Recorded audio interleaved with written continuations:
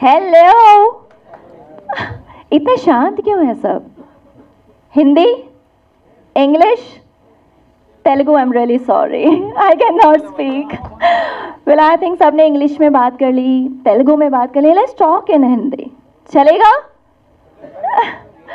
First of all, thank you everyone and thank you Chandu sir especially making me a part of this film. It's a big deal for me and this is my first film in Telugu and I'm glad really. अभी तक मेरे goose bumps खड़े हुए हैं, मैंने ये teaser देखा ही नहीं था अभी तक. I just watched it. Actually मैं जब भी सेट पर आती थी, जो एक्सप्रेशन की बात कर रहे हैं कि चंदू सर के एक्सप्रेशन बेस्ट हैं, वो जब भी मैं आती थी तो ही used to be hello madam, hello madam, sir I am here sir, hello madam.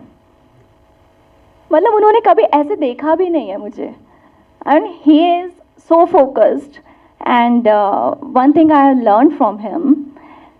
मुझे पहले ऐसा लगता था कि पैशन ज़रूरी होता है आपको आगे बढ़ने के लिए, लेकिन अब मुझे लगता है कि पेन होना इम्पॉर्टेंट है. वो पेन इनके अंदर है और जो वो पेन है ना, आज वो आप सब देख पा रहे हैं कि ही स्ट्रगल्ड अ लॉट. जो मेहनत है, I saw him his journey. भूखे रहना, पूरा दिन पानी नहीं पीना, 24 आवर्स काम करना एंड मुझे नहीं लगता इतनी कैपेबिलिटी किसी में भी होती है. ऑल्दो आई टोल्ड हिम कि शायद मैं आपकी जगह होती तो मैं तो हॉस्पिटलाइज हो चुकी होती. Seriously thank you so much and मुझे ऐसा लगता है कि जो भी एप्रिशिएशन है ही deserve more and thank you जिसने भी टीज़र देखा है एंड आई वांटेड कि हम सबको मिलकर इसको सुपर हिट करना है एंड आई विश कि आप सब हम सबके साथ हों हमेशा. Thank you so much, thank you everyone, thank you sir and I am really sorry मुझे सबके नाम याद नहीं रहते हैं. I am really sorry. Thank you team, thanks a lot because I am new here and मुझे सबने बहुत कुछ सिखाया है, बहुत हेल्प किया है सबने मुझे यहाँ पर and thank you media and thank you everyone. Thank you so much. ఎగ్జాక్ట్గా 10 years బ్యాక్ నా గ్రాడ్యుయేషన్ అయిన తర్వాత స్టార్ట్ చేశాను కెరియర్. ఇది ఈ మేతో 10 years ఫినిష్ అయింది నాది. ఈ కెరియర్ చూస్ చేసుకొని నేను ఎలా వెళ్ళాలి, నా 3rd yearలో అనుకుంటా, బీటెక్ 3rd yearలో నా ఫ్రెండ్స్ అందరూ గేట్ జిఆర్ఈ ఏదేదో అప్లై చేస్తున్నారు. నేనేం చేయాలో నాకు తెలియదు. అప్పుడు మనసుకు నచ్చిన పనే చేద్దామని ఆ రోజు ఫిక్స్ అయ్యాను. సో ఏముంది మన దగ్గర టాలెంట్ అంటే క్రికెట్ బాగా ఆడతాము, ఇంకా చిన్నప్పటి నుంచి మార్షల్ ఆర్ట్స్ నేర్చుకున్నాము. సో మార్షల్ ఆర్ట్స్ని పట్టుకొని ఎలా మనం వెళ్ళగలుగుతాం. Bruce Lee fantasy, Jackie Chan fantasy చాలా ఎక్కువ ఉండేది చిన్నప్పటి నుంచి. సో దీన్ని నా కెరియర్గా చూస్ చేసుకోవాలంటే మనకేం బ్యాక్గ్రౌండ్ లేవు, పైసలు లేవు చేతిలో, ఎట్లా వెళ్ళగలుగుతాం. ఆ రోజు నేను ఒకటే డిసైడ్ అయ్యాను, నిజంగా మన దగ్గర టాలెంట్ ఉంటే మనల్ని ఎవరు ఆపలేరు, దీన్ని నమ్ముదాం. చాలామంది ప్రూవ్ చేశారు కదా, మనం ఎందుకు చేయలేము. చిరంజీవి గారిని అయితేనేమి, రజనీకాంత్ గారు వారైతేనేమి, వచ్చిన ప్రతి ఒక్కరు ఏ బ్యాక్గ్రౌండ్ ఫినాన్షియల్ సపోర్ట్ లేకుండానే ఓన్లీ టాలెంట్తోనే కొట్టిన వాళ్ళు. మా ఫాదర్ కూడా కానిస్టేబులే, సో చిరంజీవి గారి ఫాదర్ కూడా కానిస్టేబులే. సో అలా నేను ఇన్స్పిరేషన్గా పెట్టుకున్నాను నేను ముందు. సో ఆయన చేయగలిగినప్పుడు ఆయనలో కొంచెమైనా ఒక 10% అయినా నేను చేయలేనా అని అనిపించింది. So that moment I have decided okay ఎలా వెళ్దాం. కెరీర్ అయితే మనకు తెలియదు, ప్లాట్ఫామ్ తెలియదు. సో మార్షల్ ఆర్ట్స్ని బేస్ చేసుకొని బ్రూస్లీ గారి ఫైట్స్లో, జాకీ చాన్ ఫైట్స్లో మనకి జిమ్నాస్టిక్స్ అనేది చాలా ఎక్కువ ఇన్వాల్వ్మెంట్ ఉంటుంది వాళ్ళ మార్షల్ ఆర్ట్స్తో పాటు.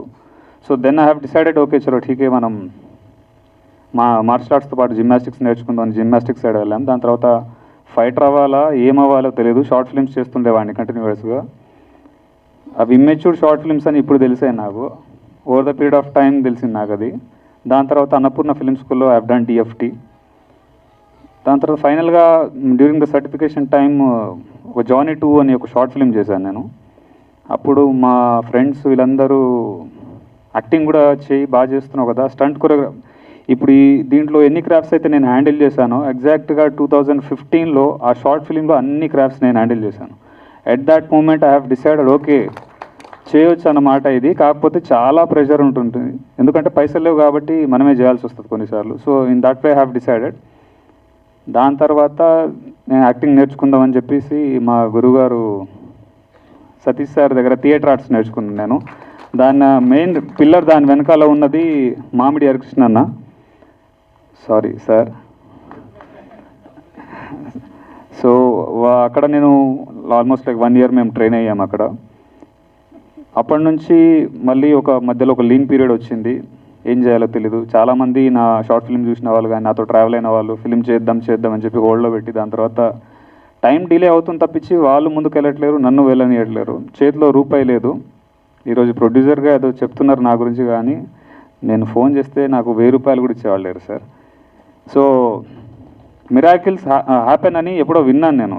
నిజంగా మనం బలంగా కొన్ని అనుకుంటే అవుతుందా లేదా ట్రై చేద్దాం బలంగా అనుకొని. ఎంత బలంగా అనుకుందామంటే చేతిలో రూపాయి లేకుండా స్టార్ట్ చేసిన ప్రాజెక్ట్ ఇది.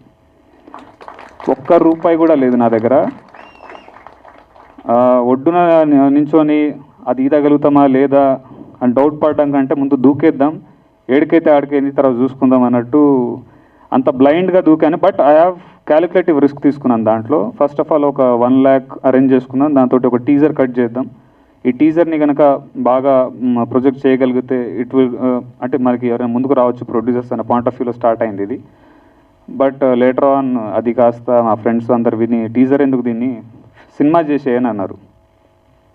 టీజర్కే పైసలు లేవరా నాయన అంటే సినిమాటికి వెళ్ళి చేస్తాం మనం అని. దెన్ చలో ఠీకే అన్నట్టు ఆల్మోస్ట్ లైక్ 2018-19 ఆ టైంలో స్టోరీ డిస్కషన్స్ అవన్నీ చేస్తున్నాము. ఒక మంచి కథలాగా డెవలప్ అయింది. టీజర్ కంటే కథలానే బాగా డెవలప్ అయింది అది. నా ఫ్రెండ్స్ అశోక్, కృష్ణ వీళ్ళందరూ మా Annapurna film school batchmates and they supported me a lot in this.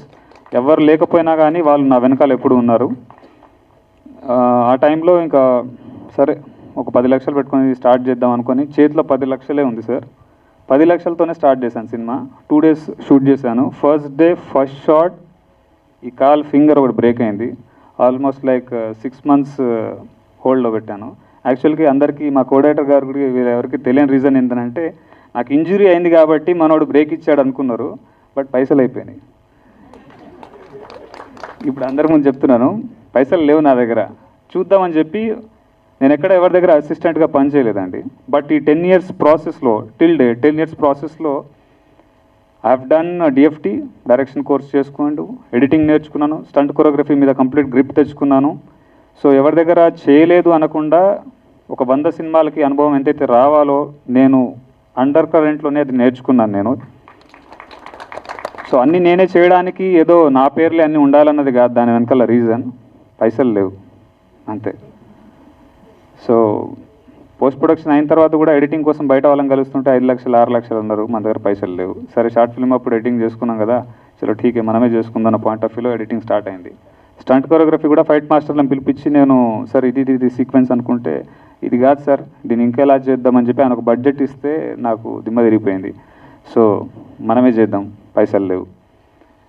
దాని తర్వాత యాక్చువల్లీ యాక్టర్గా వేరే వాళ్ళని పెట్టి ట్రై చేద్దామని అనుకున్నాను నేను. తిరిగాను కూడా కొంతమంది. But the kind of flexibility whatever the martial artist should have అది దొరకదు అని నాకు అర్థమైంది చాలామంది దగ్గర తిరిగిన తర్వాత. ఆ ఫ్లెక్సిబిలిటీ, ఆ రిస్క్ టేకింగ్ కానీ వాట్ ఎవర్ ఇట్ ఈస్ అది దొరకదని అర్థమైనప్పుడు చలో మనం ఎలాగో జానీ షార్ట్ ఫిల్మ్లో చేసినాం కదా మనం దీన్ని కూడా వేసుకుందాం భుజాల మీద అన్నట్టు అనుకొని అది కూడా చేయడం జరిగింది.